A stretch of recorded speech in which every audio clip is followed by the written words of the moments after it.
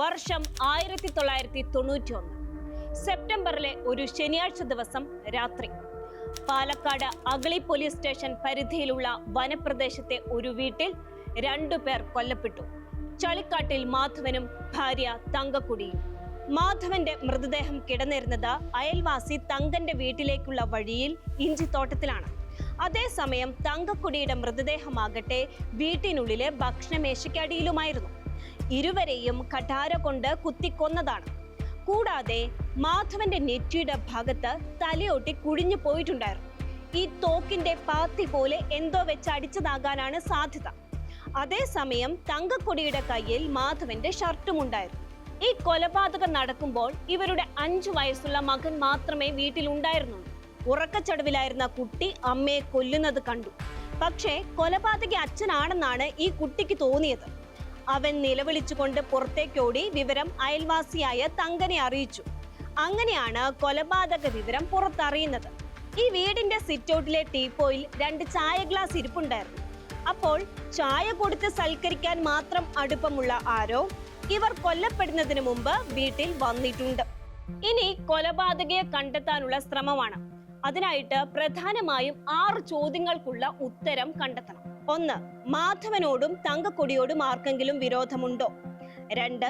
മാധവന്റെ മൃതദേഹം എന്തുകൊണ്ട് തങ്കന്റെ വീട്ടിലേക്കുള്ള വഴിയിൽ കാണപ്പെട്ടു? 3. സന്ധ്യയ്ക്ക് വീട്ടിൽ വന്ന ആ അതിഥി ആര്? 4. കൊലപാതകത്തിന് മുമ്പ് ഈ പ്രദേശത്തേക്ക് ആരെങ്കിലും വന്നിട്ടുണ്ടോ? കൊലയ്ക്ക് ശേഷം ആരെങ്കിലും അപ്രത്യക്ഷനായിട്ടുണ്ടോ? 5. പുറത്തു നിന്നൊരാൾ ആ രാത്രിയിൽ അവിടെ എത്തി കൊലപാതകം നടത്തി തിരിച്ചു പോയിട്ടുണ്ടോ? 6. പുലർച്ചെ അവിടെ നിന്ന് പുറപ്പെട്ട ആദ്യത്തെ ബസ്സിൽ പതിവില്ലാതെ ആരെങ്കിലും ഉണ്ടായിരുന്നോ? ഇനി ഓരോ ചോദ്യവും പ്രത്യേകം പരിശോധിക്കാം.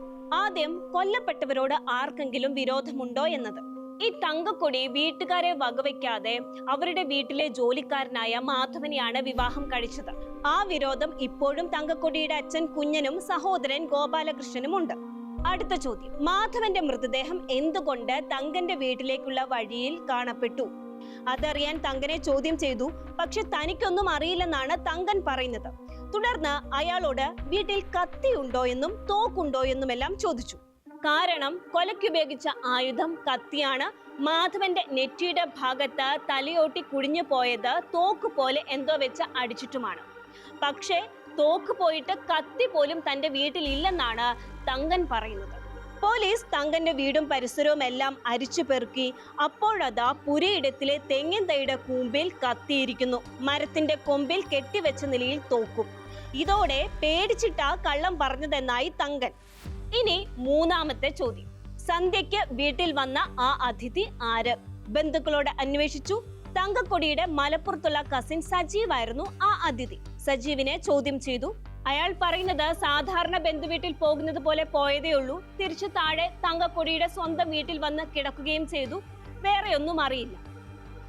ഇനി നാലാമത്തെ ചോദ്യം, കൊലപാതകത്തിന് മുമ്പ് ഇവിടേക്ക് പുതിയതായി ആരെങ്കിലും വന്നിട്ടുണ്ടോ? കൊലയ്ക്ക് ശേഷം ആരെങ്കിലും അപ്രത്യക്ഷനായിട്ടുണ്ടോ? സജീവ് വന്നിട്ടുണ്ട്, അതല്ലാതെ വേറെ ആരും വന്നിട്ടില്ല, അപ്രത്യക്ഷനായിട്ടുമില്ല. ഇനി അഞ്ചാമത്തെ ചോദ്യം, പുറത്തു നിന്നൊരാൾ ആ രാത്രിയിൽ അവിടെ എത്തി കൊലപാതകം നടത്തിയിട്ട് തിരിച്ചു പോയോ? ഇത് ഒരു വനപ്രദേശമാണ്. താഴെ ഒരിടം വരെ മാത്രമേ വണ്ടി എത്തുകയുള്ളൂ.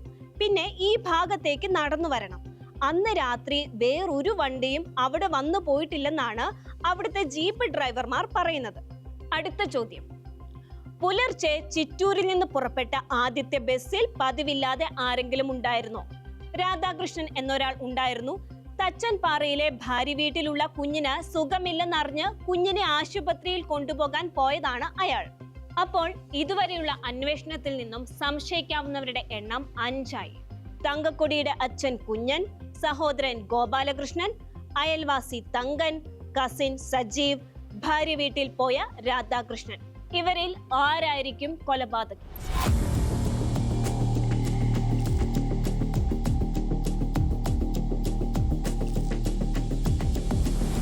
പക്ഷേ കൊലപാതകി എന്ന് ഉറപ്പിക്കാൻ പോകുന്ന തെളിവുകളൊന്നും ലഭിച്ചില്ല. വീടുകൾ തോറും കയറി ഇറങ്ങി കൊലയ്ക്കുപയോഗിച്ച കത്തി കണ്ടെത്താനും ശ്രമിച്ചിരുന്നു. പക്ഷെ അതും ഫലം കണ്ടില്ല. എങ്കിലും അന്വേഷണം തുടർന്നു. അങ്ങനെ ഒരു ദിവസം ഒരാളുടെ വീട്ടിൽ ചെന്നു കത്തികൾ കാണിക്കാൻ പറഞ്ഞു. എന്നാൽ വീട്ടിൽ താൻ ഒറ്റയ്ക്കാണെന്നും ഭാര്യയില്ലാത്തത് കൊണ്ട് ഭക്ഷണം ഉണ്ടാക്കാറില്ലെന്നും അതുകൊണ്ട് കത്തിയൊന്നുമില്ലെന്നായിരുന്നു അയാളുടെ മറുപടി. എന്തെങ്കിലും ആവശ്യം വന്നാൽ തൊട്ടടുത്തുള്ള സഹോദരി ശോഭയുടെ വീട്ടിൽ നിന്ന് വാങ്ങുമത്രേ. അയാൾ രാധാകൃഷ്ണനായിരുന്നു. തുടർന്ന് ശോഭയുടെ വീട്ടിൽ ചെന്നു. എന്നാൽ ചേട്ടന്റെ വീട്ടിൽ കത്തിയുണ്ടെന്നും താനൊട്ട് കത്തി കൊടുക്കാറില്ലെന്നുമാണ് ശോഭ പറയുന്നത്. അവിടെ പിടിവീണു. തുടർന്ന് രാധാകൃഷ്ണന്റെ വീട്ടിലേക്ക് ചെന്നു. എന്നാൽ അപ്പോഴേക്കും അയാൾ മുങ്ങിയിരുന്നു. പിന്നീട് കുറച്ചു ദിവസങ്ങൾക്ക് ശേഷം അയാൾ പോലീസിൽ കീഴടങ്ങുകയും കുറ്റം സമ്മതിക്കുകയുമായിരുന്നു. കുഞ്ഞിനെ ആശുപത്രിയിൽ കൊണ്ടുപോകാനുള്ള പണത്തിനു വേണ്ടിയാണ് രാധാകൃഷ്ണൻ കൊലപാതകം നടത്തിയത്. രാത്രിയിൽ മാധവന്റെ വീട്ടിൽ ചെന്ന് തങ്കനെ പന്നി കുത്തിയെന്ന് പറഞ്ഞ് അയാളെ കൂട്ടിക്കൊണ്ടുപോയി കാപ്പി വടികൊണ്ട് തലക്കടിച്ചു കുത്തിക്കൊല്ലുകയായിരുന്നു. ശേഷം തിരിച്ചു ചെന്ന് തങ്കനെ ആശുപത്രിയിൽ കൊണ്ടുപോകാൻ മാധവേട്ടന്റെ ഷർട്ടും കുറച്ച് കാശും വേണമെന്ന് പറഞ്ഞു. തങ്കക്കൊടി അവ എടുക്കുന്നതിനിടയിൽ അവരെയും കുത്തിക്കൊന്നു. ഇതിനിടെ കുട്ടി ബഹളം വെച്ച് ഓടിയതോടെ രാധാകൃഷ്ണന് പണം എടുക്കാൻ കഴിഞ്ഞില്ല. കുട്ടിക്ക് തന്നെ മനസ്സിലാകാത്തത് അയാൾക്ക് രക്ഷയുമായി. അന്ന് ഉടുത്തിരുന്ന മുണ്ട് ശോഭയുടെ കുട്ടികൾക്ക് ഇയാൾ ഷർട്ട് തയ്ക്കാൻ കൊടുത്തിരുന്നു. ആ മുണ്ടിൽ നിന്നും രക്തക്കറ കിട്ടി. മാത്രമല്ല കത്തിയും വടിയും പോലീസ് കണ്ടെടുക്കുകയും ചെയ്തു. പാലക്കാട് സെഷൻസ് കോടതി രാധാകൃഷ്ണനെ ജീവപര്യന്തം തടവിന് വിധിച്ചു. ആധുനിക സാങ്കേതിക വിദ്യകളൊന്നുമില്ലാത്ത കാലത്ത് നടന്ന കൊലപാതകം. സാക്ഷികളില്ല, തെളിവുകളില്ല. എന്നിട്ടും ഇച്ഛാശക്തിയോടെ ഒരു സാധ്യതയും വിട്ടുകളയാതെ അന്വേഷണം നടത്തി. ഒടുവിൽ മൊഴിയിലെ ചെറിയൊരു പൊരുത്തക്കേട് അഗളിയിലെ ഇരട്ട കൊലപാതകത്തിന്റെ ചുരുളഴിച്ചു.